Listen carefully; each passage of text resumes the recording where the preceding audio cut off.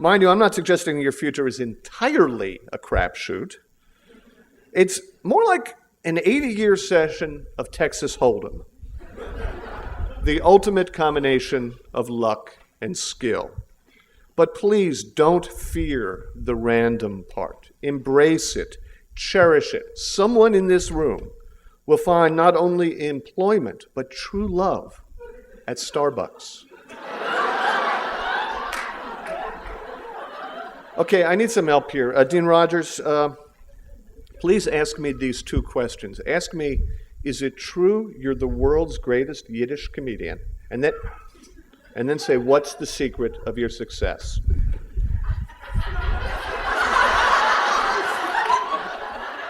Is it true you're the world's greatest Yiddish comedian? That's right, I am. Timing.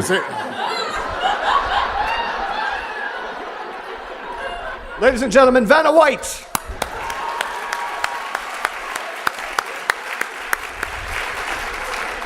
Thank you, Dean Rogers. Yeah, in terms of when you chose to graduate with a degree in art and design, from a strictly careerist perspective, in the short term, your timing could scarcely be worse. But that's the other thing age and experience have taught me. For the vast majority of us, thankfully, life is not a short-term proposition. In the long run, your timing could not possibly be better. You are graduating at a moment in our civilization that promises to be the most exciting and transformational in the history of mankind. Not in the history of the Big Ten, the history of mankind.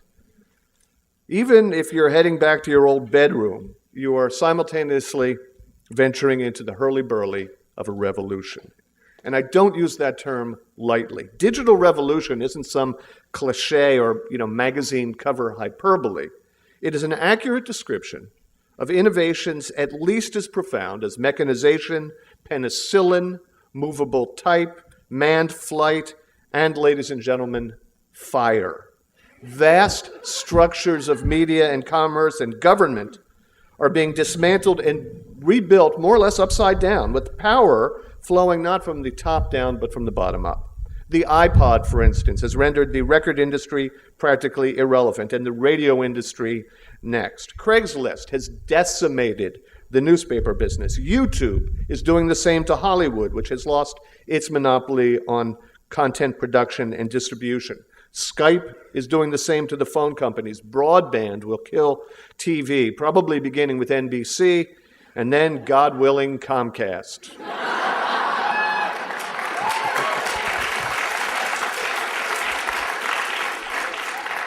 Barack Obama has exploited social networks to coalesce a vast constituency. Mobile texting can, in a few hours, rally an angry mob. The digital age, of course, has its dark side.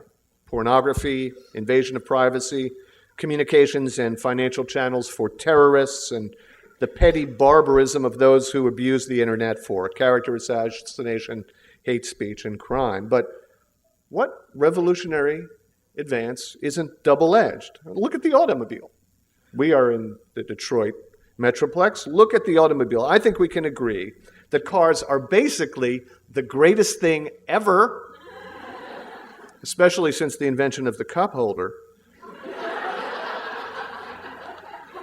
But they've also plagued us with millions of traffic fatalities, a hole in the ozone layer, and not one but two different versions of the Dukes of Hazzard.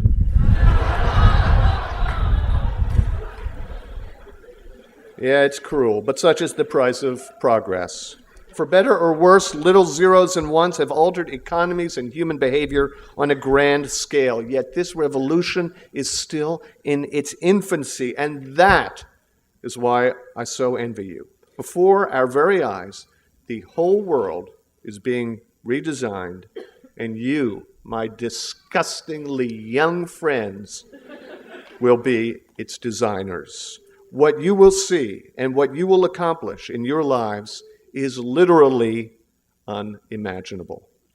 I travel around the world scaring the living bejesus out of media and marketing audiences by describing a world without ad agencies and without the Detroit News. And God help us all, without new episodes of Lost. It's almost poignant to watch them shift in their seats and sometimes, quietly weep. That's because they're so invested in the status quo that they can't bear to face the consequences, much less get stoked up about the infinite possibilities of the future. To them, revolution means disruption, disintermediation, destruction, the end of their world.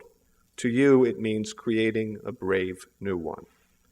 Okay, so maybe your schedule for rebuilding our civilization from the ground up has been slightly delayed by external events, such as recession and globalization and the gradual disintegration of several famous name industries. Maybe you're more preoccupied at the moment with health insurance than with our digital future. This is nothing to be ashamed of, or even especially afraid of. I urge you not to plan, but to imagine just ahead. Upon closer analysis, you're not so screwed after all. You're embarked on a great adventure.